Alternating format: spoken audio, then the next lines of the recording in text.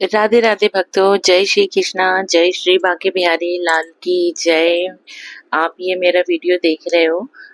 इसमें मैं कर रही हूँ अभी संतान सप्तमी का व्रत और उसके बाद मैं रखूंगी अपनी राधा अष्टमी का व्रत। तो आज मैं आपको एक बात बताना चाहती हूँ कि जो भक्त राधा अष्टमी का व्रत रखते हैं उन्हें किस फल की प्राप्ति होती है। लोग हमेशा सोचते हैं कि हम ये व्रत रख रहे हैं इससे किस फल की प्राप्ति होगी, जबकि हम ये सभी जानते हैं कि हम अपना व्रत हम अपनी श्रद्धा के साथ रखते हैं और फल की चिंता नहीं करते हैं। फल देने वाले तो भगवान हैं, जो भी कुछ वो हमें दे दें। तो मैं तैयारी कर रही थी राधा अष्टमी की और ये रात को मैं बना रही थी माला तुलसी जी की।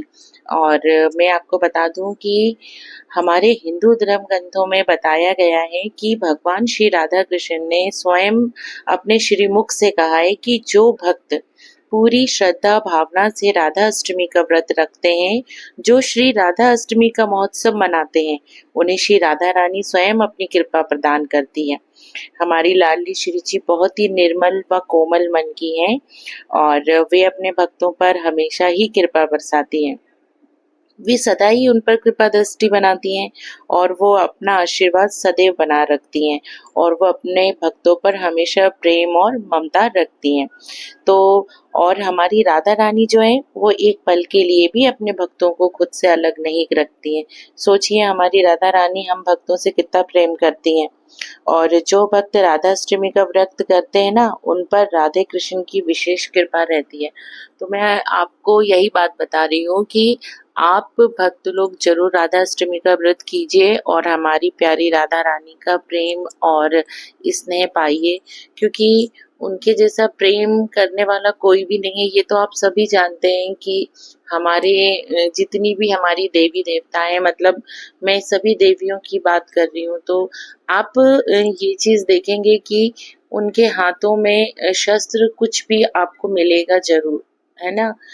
और लेकिन हमारी प्यारी जो लाडली जी हैं, हमारी प्यारी राधा रानी सखी जो हैं, वो सिर्फ और सिर्फ आशीर्वाद ही प्रदान करती हैं, क्योंकि वो करुणा की देवी हैं। वो ये सब नहीं जानती, छल कपट गुस्सा ये कुछ भी नहीं जानती।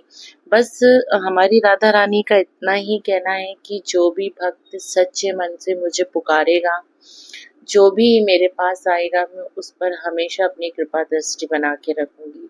और एक चीज और मैंने देखी है कि आप कितनी भी मुश्किल में क्यों ना हो, लेकिन आप राधा रानी से अपनी जो भी मन की बात है, जो भी तकलीफ है, आप वो चीज शेयर करेंगे तो आप यकीन मानिए, ये मेरा विश्वास है, आपको बहुत हल्का महसूस होगा। आपके अंदर एक डर है वो खत्म हो जाएगा, जो एक गुस्सा है वो खत्म हो जाएगा, क्योंकि ये चीज मैंने महसूस किया है ना। तो इसलिए आपको जो भी कुछ कहना हो आप राधा रानी से कीजिए।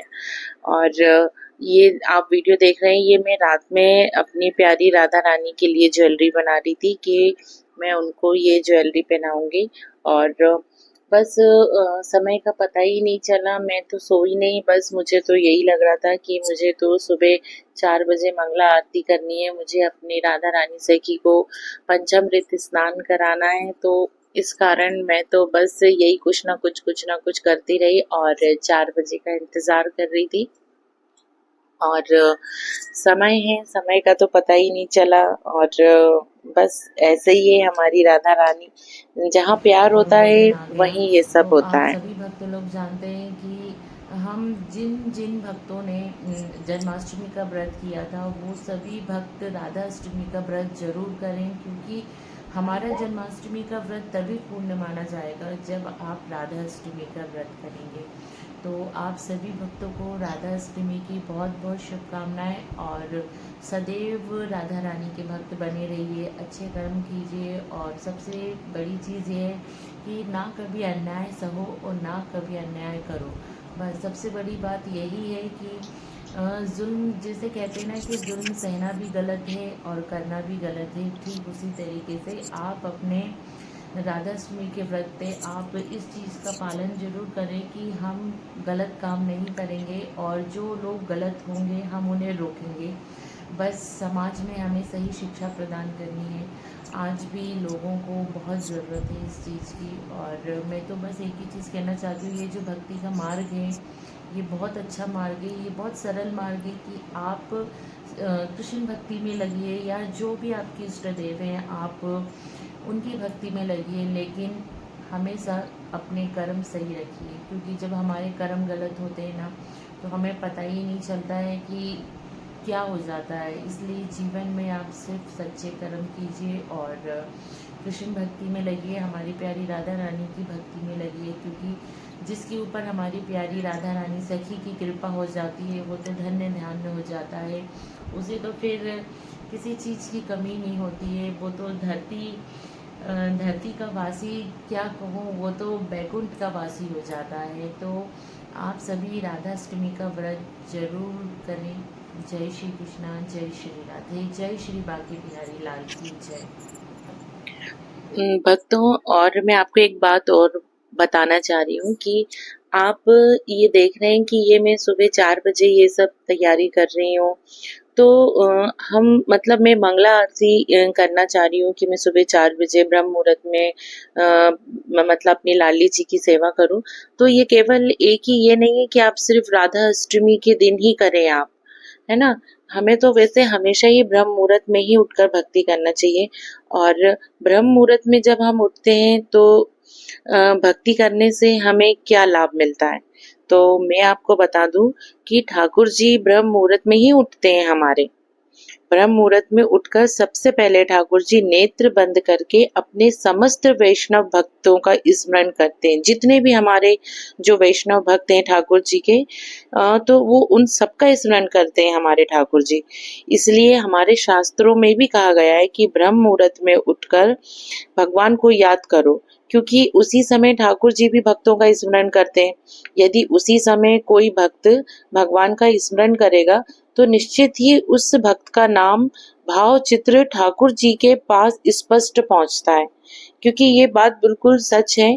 क्योंकि जब सुबह-सुबह जब हम एकदम से ब्रह्म मुहूर्त में जब हम ठाकुर जी को याद करते हैं, उस वक़्त वो भी हमें याद करते हैं। जब उधर ठाकुर जी नेत्र बंद करके सारे वैष्णव भक्तों का स्मरण करेंगे और इधर हम भी उठकर उनका ध्यान करेंगे, तो हम और हमारे ठाकुर जी हम दोनों एक-दूसरे के मतलब ठाकुर जी हम पे अपनी कृपा बरसाएँगे, क्योंकि वो भी उस वक़्त अपने वैष्णव भक्तों का ध्यान रख रहे हैं और हम भी उन्हें याद कर रहे हैं, तो वो क्यों नहीं हमें हमारी पुकार सुनेंगे। इसलिए भक्तों, ठाकुर जी पर पूर्ण विश्वास के साथ भक्ति कीजिए और हो सके तो आप लोग भी सुबह-सुबह मंगला आरती ज़रूर करें। और 1 दिन, 2 दिन, कुछ दिन बाद ज़रूर आप भी कर पाएँगे। और मैं भी ये चाहती हूँ कि मैं भी सुबह, क्योंकि मैं भी नहीं कर पाती, इसलिए मैं भी करना चाहती हूँ सुबह-सुबह। और मैं भी यही चाहती हूँ कि मंगला आरती मैं भी करूँ।